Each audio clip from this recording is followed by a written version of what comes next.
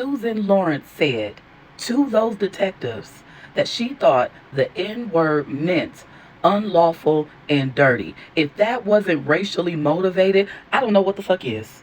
Because what do you mean? You thought the N word meant unlawful. That means she's saying she thinks black people are unlawful criminals and dirty. That was enough for me. I know I'm not a trained certified detective, but that's enough for me. And then the first time they interviewed her, she's talking about seconds. Now all of a sudden she's talking about minutes, okay? There was nothing but holes in her story over and over again. And I'll do y'all one better. They talk about the Florida Stand Your Ground law, and I don't know if y'all saw at the end of the Perfect Murder documentary and how much racial disparities there are with this law. But let that have been me. You think I could have been sitting there with my arms crossed and they're saying, yeah, we got to take you in. And I could sit there and be like, I'm not going. As soon as I would have been like, I'm not. Bow on the floor. Okay. The second time y'all would have saw me being interviewed, probably would have had bruises on my eyes. My face would have been swollen. They wouldn't have taken none of that from a person of color. Ajike lost her life for no reason whatsoever other than standing up for her kids. They were never trespassing. All of the neighbors were like, we all have kids over here.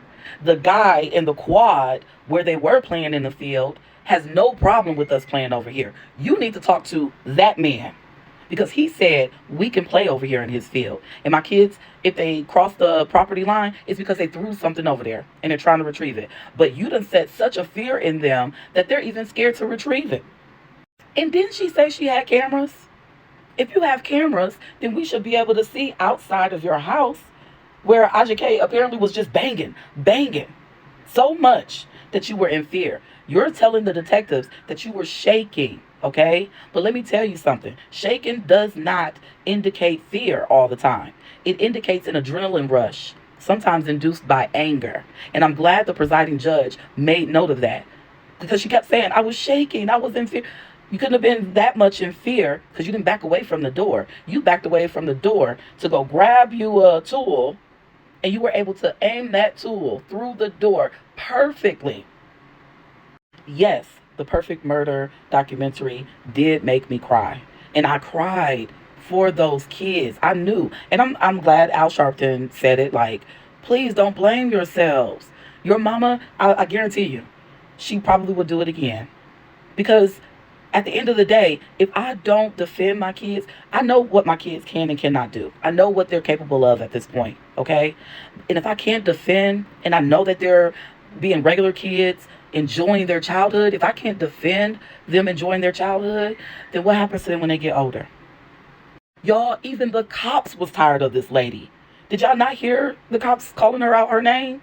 Like, she's always calling. And then for them to be like, they'll go to the neighbors. The neighbors will all corroborate the story. Like, yeah, she does not like the kids. Move out the neighborhood. Rent, Dr. Lawrence. Because she made a note of that the first time. Sublet your house. Rent somewhere else. You knew. Even though Ajike had only been there for 2 years, them other families had been there. They had kids. You had issues with their kids as well. You said it. Oh my goodness, y'all. I just seeing stories like that, and then how they like coddled her through the whole process. Like anybody else, a person of color, gender wise, a man, they would have detained that person until the investigation was over. You thought it was wise to let her back out in the streets? Usually they say because somebody has a weapon and they used it to end somebody's life while we're investigating, we don't know. We have to treat them as a threat to the community and to the community safety. So we have to detain them. That whole stand your ground law is very cherry picked. It's very cherry picked. And yeah, it frustrates me to no end. I am glad that justice was served. This is the other point that I'm going to make, and I'm going to let y'all go because this video is getting long. How much money y'all want to bet she's going to find community in prison? She's going to find some sort of Aryan sisterhood, sisters of the order or what have you, and they all doing sewing and making, hats and stuff for newborn babies and everything. And that's how she's going to live out her time. Is yeah. And then she's probably going to be that type of person who thinks she's better than that community, but she needs that community because ain't nobody else fucking with her. Mm-mm-mm. Ain't that a shame? Y'all tell me, did y'all see this? Like, share, comment.